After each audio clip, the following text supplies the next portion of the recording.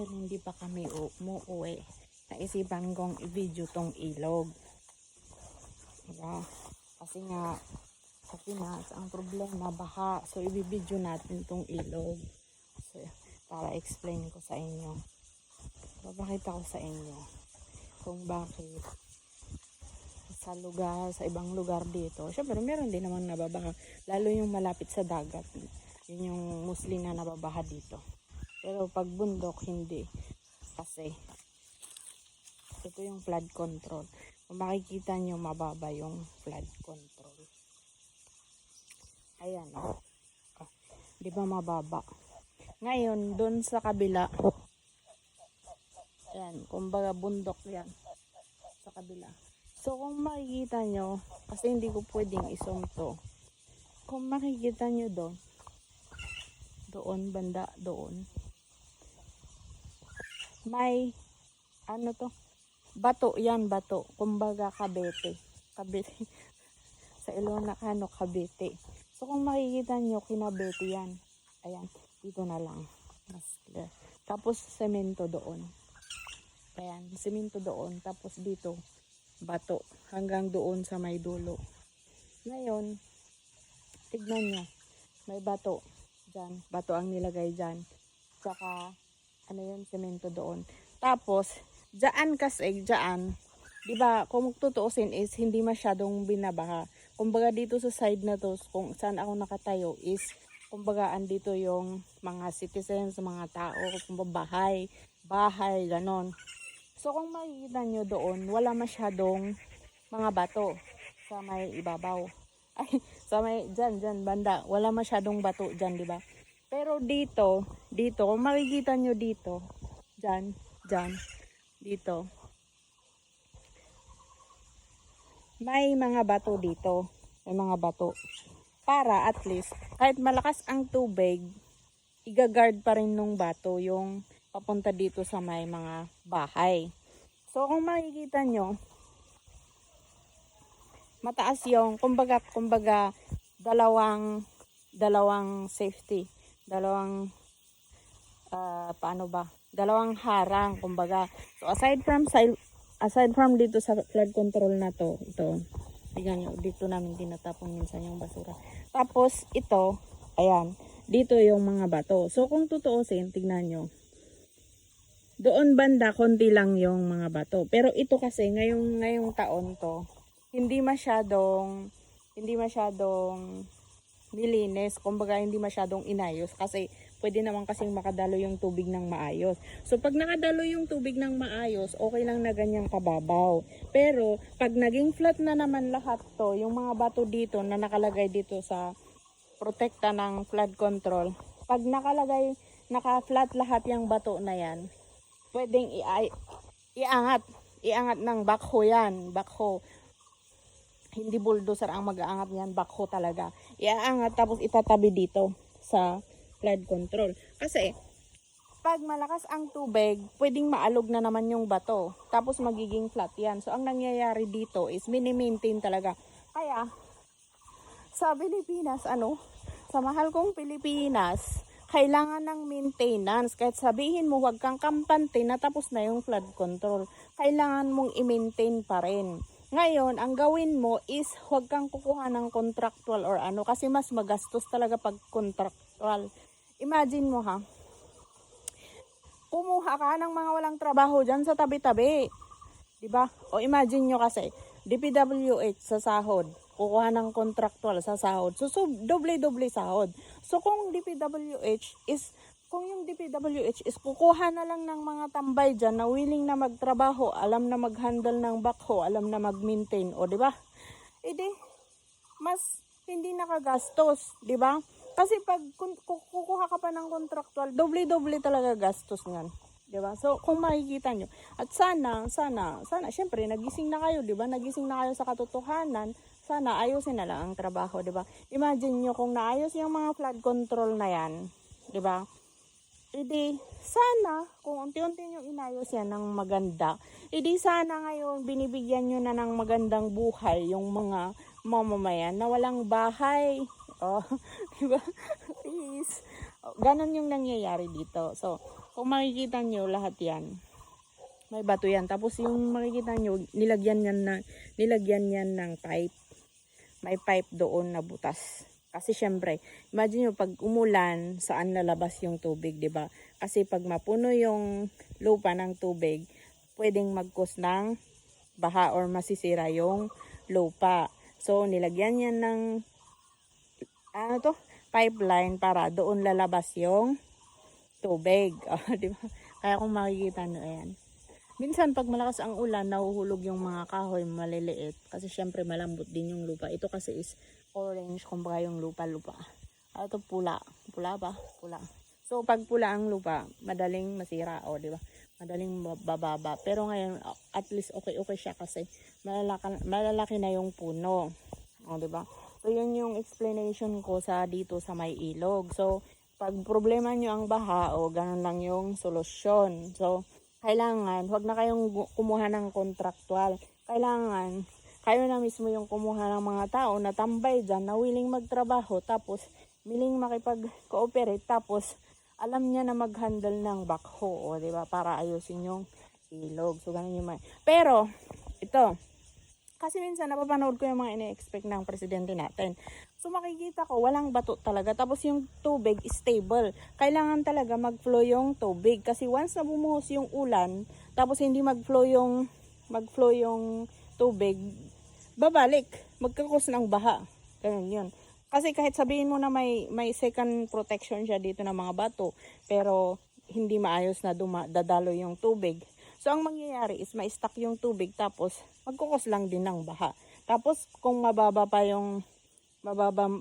na nga yung, itong flood control, tapos mababa pa yung drainage. So, siyempre, parang, kumbaga, babalik yung tubig, di ba?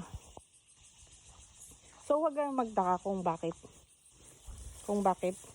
atawag nito,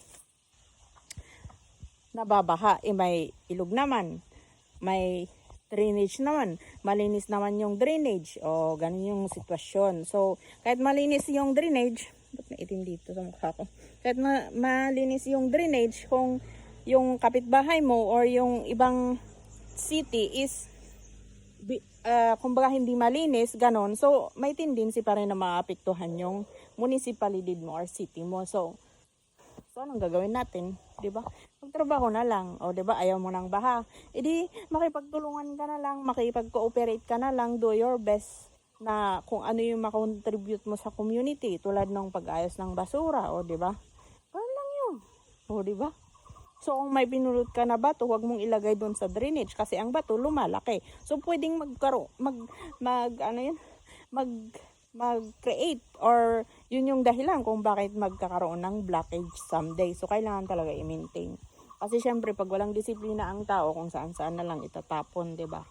So syempre kailangan talaga may mag-maintain. So magkuha na kayo ng mag-maintain.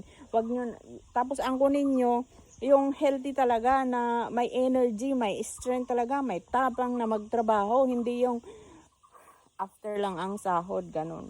So, gising na tayo sa katotohanan kasi lahat naman tayo ayaw ng baha, diba? So, ganun. Alam niyo guys, pag nababaha yung bahay namin, kasi minsan kasi na-blockage yung pipeline sa bahay. Kasi yung mga borders minsan, kaya tapon yung tirang pagkain sa may lababo or sa may CR, ganun. Syempre, dadaloy. Ngayon, pag once na may lumabas na tubig doon sa kusina or saan man, nanggagalaiti ako. Alam niyo ba yun? Nanggagalaiti. Pero syempre wala akong magawa. So kung makikita nyo yung may mga previous akong video na naglilinis ako ng pipe kasi ganun yung nangyayari na. Pero kailangan patient ka kasi kahit na mainis ka pa dyan, ganun. So andun yung inis ko pag naglilinis ako pag nabaha. Kaso syempre kailangan kong patient kasi pag walang patient, kahit mainis ka dyan ng mainis, hindi mo matatapos agad yung trabaho mo. So syempre hindi mo naman matatanggal yung inis pero syempre mas maganda pag patient ka pa rin kasi kalma ka lang, tapos dun makukuha mo kung ano ba dapat yung gawin or matatapos mo talaga yung trabaho mo ng tama. Kasi ang once na nagalit ka kasi syempre hindi ka makapag-focus tapos wala na. O, di ba? Wala na. It's a downfall. Di ba? It's a downfall. Ganun. So, hanggang doon sa may dyan. So, pag kung saan yung babahain, doon mas madami nilalagay yung mga bato. So, kung saan may maraming bato, kung saan may maraming bato dyan sa Pilipinas, ididalhin mo na lang doon sa Manila para ilagay doon sa mga ilog. O, diba? Pero syempre, patience lang.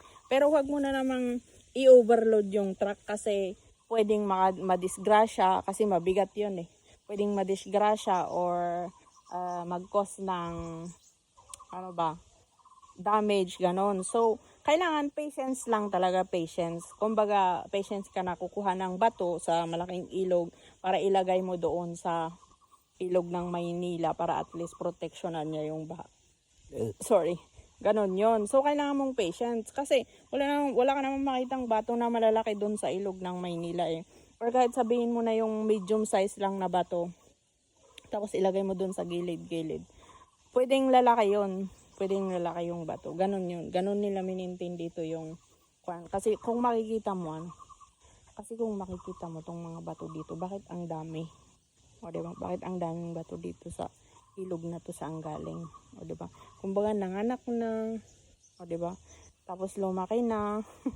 Ganon yun. So, yun guys. Para wala nang baha, gawin ang dapat gawin. O, diba?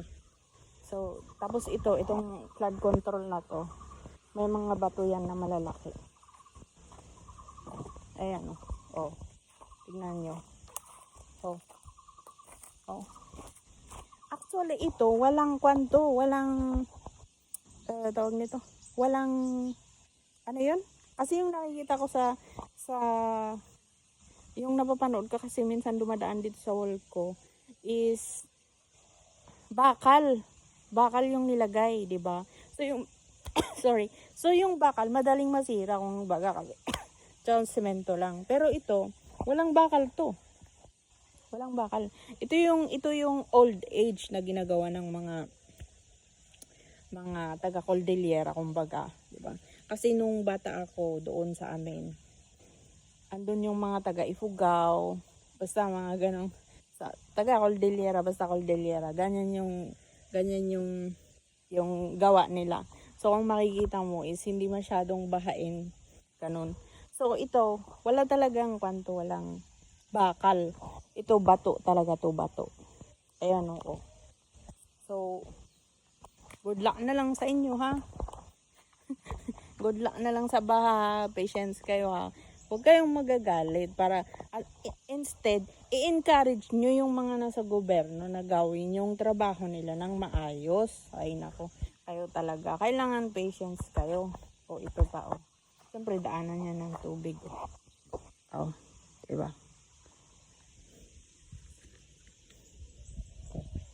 Andito ako sa may kasi andito yung kapatid ni Lola, bibigyan ng gulay, tapos syempre nagpakati kami ng manok, di ba? So bibigyan ng manok. So syempre alam mo naman, inom pa sila ng tea, magtismisan pa. Di ba?